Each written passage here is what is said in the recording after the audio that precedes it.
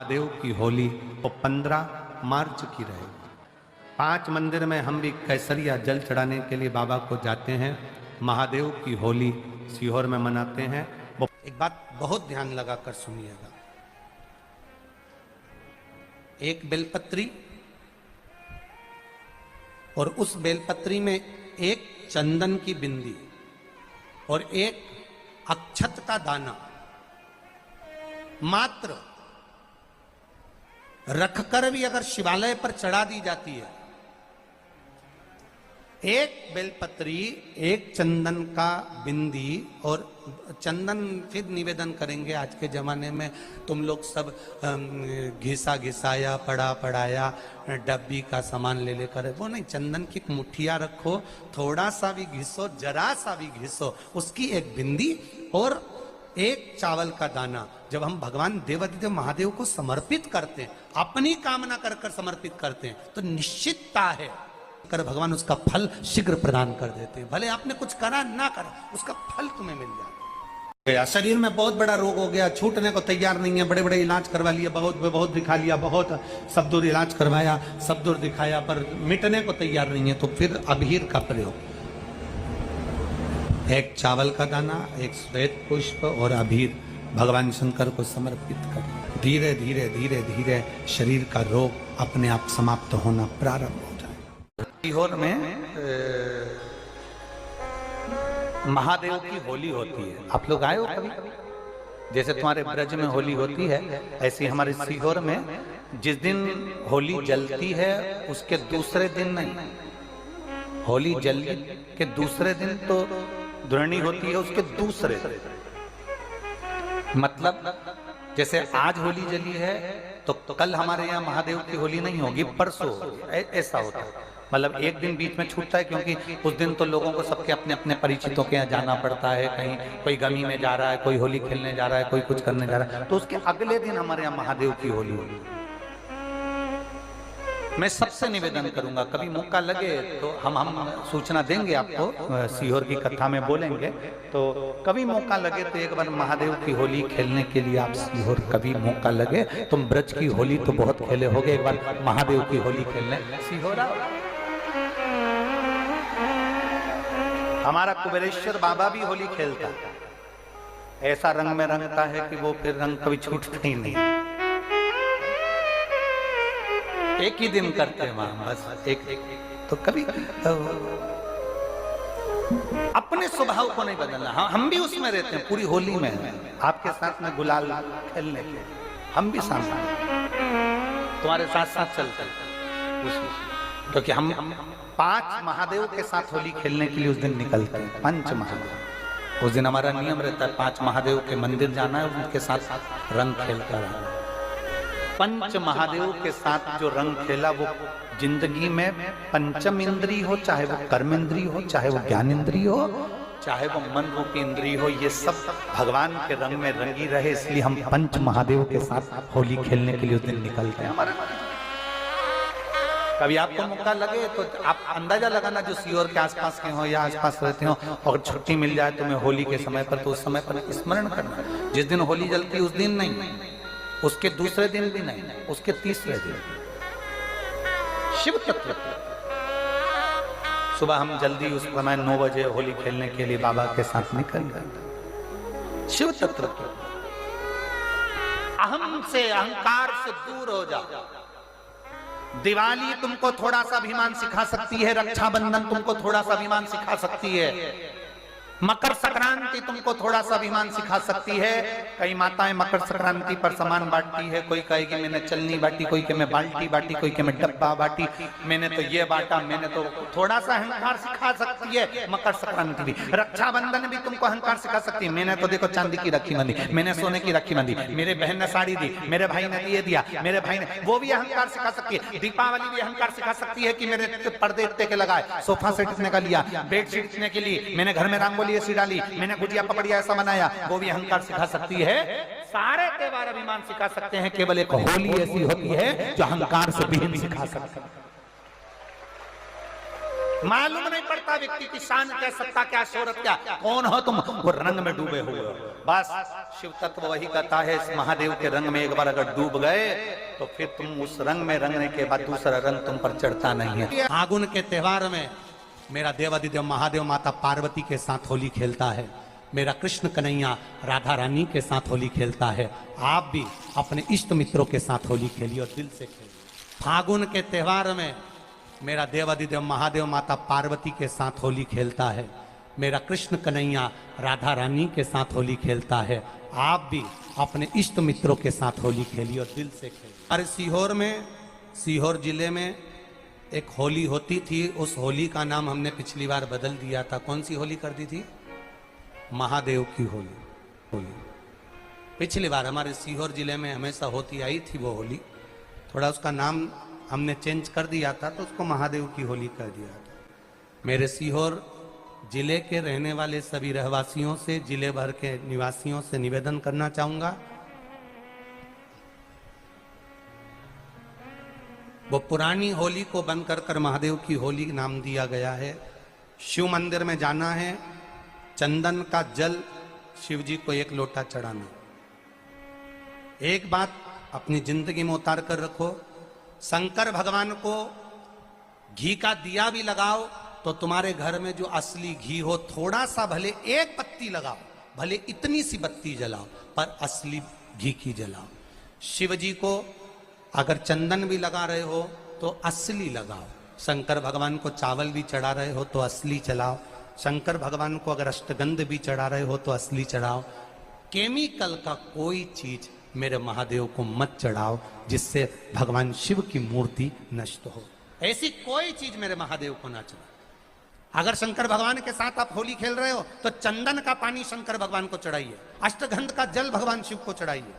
तो करो तैयारी, आ रहा है त्रिपुंड धारी महादेव की होली। बड़े आनंद के साथ मेरा निवेदन, अपने शिवालयों में, शंकर जी के मंदिरों में, सीहोर जिले के प्रत्येक शिव मंदिर के अंदर चंदन का जल 1 लोटा अवश्य चढ़ाएं, महादेव की होली अवश्य मनाएं। और भाव के साथ 5 मंदिर हम भी जाएंगे, कोई जुलूस नहीं, कोई क्रम नहीं, बस बाबा को आराम से जल चढ़ाना ही एक नियम है और बाबा को जल चढ़ाएंगे। आप सब बड़े आनंद के साथ महादेव की होली का स्मरण करिए। महादेव की होली के दिन अष्टगंध चढ़ता है, चंदन चढ़ता है, अबीर चढ़ता है, गुलाल चढ़ता है, पर शिव पर रोली कुंकू नहीं चढ़ता। पर लिंगाष्टक के अंतर्गत कुमकुम चंदन लेपित लिंगम, या स्पष्ट किया कि कुंकू चंदन। तो महाराज जी फिर ये चरित्र का वर्णन, कुंकू तो यहाँ लिखा है कि कंकु चढ़े, तो बहुत ध्यान देना महाराज। शंकर भगवान के शिवलिंग पर आपको फिर निवेदन करूंगा, भगवान शंकर का ये शिवलिंग है, ठीक है, ध्यान देना। ये माता पार्वती का स्थान है, बीच में शोक सुंदरी, राइट लेफ्ट भगवान के पुत्र, ऊपर 5 कन्या। पूरे शिवलिंग पर आप सब कुछ समर्पित करो, पर कुंकू जब भी शंकर को चढ़ाओगे तो जो पार्वती का स्थान है वहीं पर आप चढ़ाए, पार्वती का स्थान। क्योंकि माता जगज्जननी जगदम्बा माता पार्वती ने शंकर से जो मांगा है, आपके शरीर पर रक्तांबर ना दे, ठीक है, आपके शरीर पर रक्तांबर ना दे महाराज। क्योंकि कोई भी पत्नी अपने पति को कभी रक्त में सना हुआ नहीं देखना चाहिए। महादेव की होली के दिन और बेलपत्री की जड़ के नीचे जाकर प्रयास करा करो कि लाल चंदन का जल, लाल चंदन को घिसकर कलश में उस चंदन को डालकर जल भरकर उसको बेलपत्री की जड़ के नीचे सींचन करने का प्रयास करा करो। है कि धीरे धीरे कर कर वो दुख समाप्त होगा, वो दुख कटेगा ही। एक बहुत ध्यान देने वाली बात है कि अगर मान लो कि कहीं पैसा अटक गया है, नहीं आ रहा है, बहुत अथक प्रयास कर लिया, चंदन का जो जल होता है ये व्यक्ति के जीवन में जो धन कहीं रुक गया, अटक गया, नहीं दे रहा, बेलपत्री के वृक्ष के नीचे, जड़ के नीचे सींचन करने से वो प्राप्त होता है। अथर्ववेद में वर्णन किया गया कि पीपल के वृक्ष की जो जड़ होती है, बेलपत्री के वृक्ष की जो जड़ होती है और आंवले के वृक्ष की जो जड़ होती है, इसके नीचे स्वर्ग का निवास होता है। किसका निवास है? स्वर्ग का निवास। जहां पर ये वृक्ष होता है और उस वृक्ष के नीचे बैठकर हम जब किस जल का सींचन कर रहे हैं, जैसे अभी आपको कहा था कि जल में अगर लाल चंदन मिला हो और आप बेलपत्री के जड़ में सींचन कर रहे हैं तो लक्ष्मी की आवक बढ़ेगी। कहीं पैसा अपना अटक गया, नहीं आ रहा, आएगा। पीपल की जड़ में इत्र का जल, पीपल की जो जड़ होती है उसमें इत्र का पानी, थोड़ा सा जल, उसमें थोड़ा सा इत्र का भाग हो महाराज, और आप भगवान पीपल देव, पिपलेश्वर महादेव का स्मरण कर कर पीपल की जड़ में अगर जल चढ़ा रहे हैं और मान लो शरीर में कोई कष्ट हो गया है, शरीर में कोई रोग हो गया है, कोई मालूम पड़े ये हाथ 4 दिन से दुख रहा है या 4 दिन से ये नस दब गई है या ये कमर दब रही है, तो आप 2-4 दिन कर देखो। कलश के अंदर जल, जल में इत्र का थोड़ा सा भाग, पीपल की जड़ के नीचे आप उसका सींचन करिए पिपलेश्वर महादेव के नाम से। उस जल को थोड़ा सा भाग लेकर आ जाओ उसी में से जो चढ़ाया है, और उस स्थान पर जहां कष्ट है उसको लगाना प्रारंभ करिए। 2 दिन 3 दिन कर देखो। प्रैक्टिकल करने में क्या जाता है? सियोर वाला महाराज झूठ बोल रहा हो तो कभी कभी अगर ऐसा लगे जीवन में कि दुख बहुत ज्यादा आ गया है, बहुत तकलीफ आ गई है, तो लाल चंदन को घिसकर उस लाल चंदन का लेपन भगवान शंकर पर कर कर फिर पानी चढ़ाओ। अगर कोई संकट भारी है और निकट रहा, जैसे किसी नारी का गर्भ नहीं ठहर रहा, 15 साल हो गए, 20 साल हो गए, 25 साल, जैसे इसने लिखा एक माता ने कि 18 साल की बेटी हो गई थी पर संतान में पुत्र नहीं, तो उसने भाव से कथा सुनी। ऐसे आपके भीतर अगर 20 साल हो गए, 25 साल हो गए, 30 साल हो गए, संतान का सुख ही नहीं है, लाल चंदन का लेपन बाबा भोलेनाथ पर करना प्रारंभ करो। पीठिका पर लाल चंदन का लेपन करना प्रारंभ करो। लाल चंदन से बाबा का श्रृंगार करना प्रारंभ करो। एक बेलपत्री पर लाल चंदन, दोनों पत्ती नीचे वाली, जो नीचे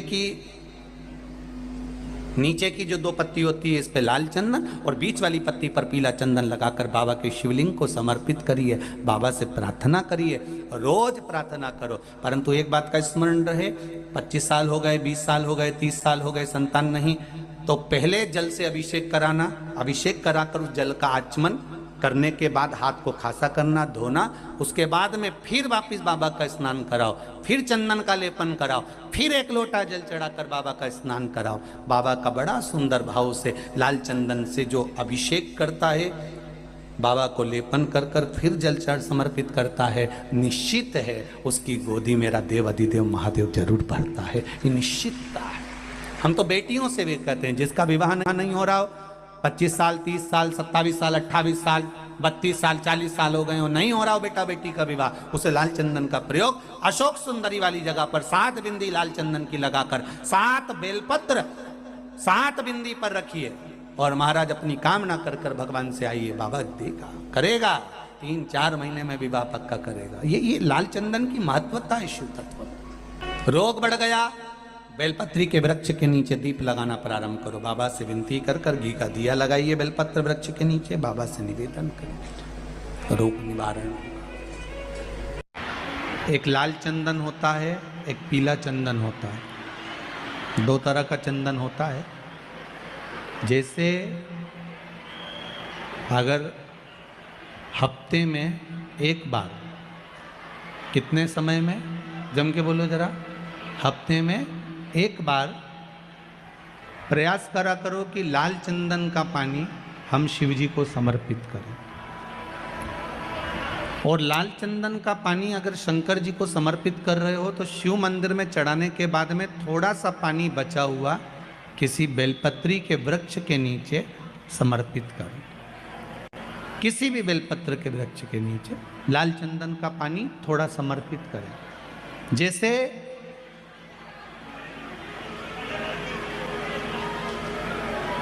अगर बच्चों का विवाह नहीं होता है, शादी नहीं होती है, तो अपन लोग क्या करते हैं कि भाई एक बेलपत्री का जो पत्ता होता है, उस पत्ते के बीच वाली जो पत्ती होती है, उस पत्ती पर अपन केसर को घिसकर, केसर को घोलकर उस पत्ती पर अपन केसर का तिलक लगा देते हैं। और केसर का तिलक लगाकर जिसका विवाह नहीं होता, उसकी ये बीच वाली उंगली पर, ये बीच वाली पत्ती को अंगूठे से टच कर कर उसको रख देते। उसका नाम और गोत्र बोलकर उस पत्ती को शंकर भगवान पर किसी भी प्रदोष के दिन शिव जी को समर्पित कर देते। बस इतना याद रखें कि इस पत्ती का जो मुख है वो जलाधारी की ओर होना चाहिए। जब हम चढ़ाएं उस समय पर केसर का तिलक लगाकर अंगूठे से उसको टच कर कर नाम गोत्र बोलकर, जिसका विवाह नहीं हो रहा है, शादी नहीं हो रही है, शिव जी को उसे चढ़ा दो किसी भी प्रदोष को। और किसी भी शिव मंदिर में आप उसको समर्पित कर सकते। किसी भी प्रदोष को किसी भी शिव मंदिर में आप समर्पित कर दीजिए। बाबा से निवेदन करिएगा, बाबा स्वीकार करेगा और विश्वास है कि 3 महीने में बाबा उसका विवाह पक्का कर ही देगा। ये पक्का है। शिव स्मरण करना। भगवान देवाधिदेव महादेव की कथा कह रही है, शंकर का चरित्र कह रहा है, मेरे शिव का अनुमोदन कर रहा है कि शिव महापुराण विश्वास को जागृत करती है।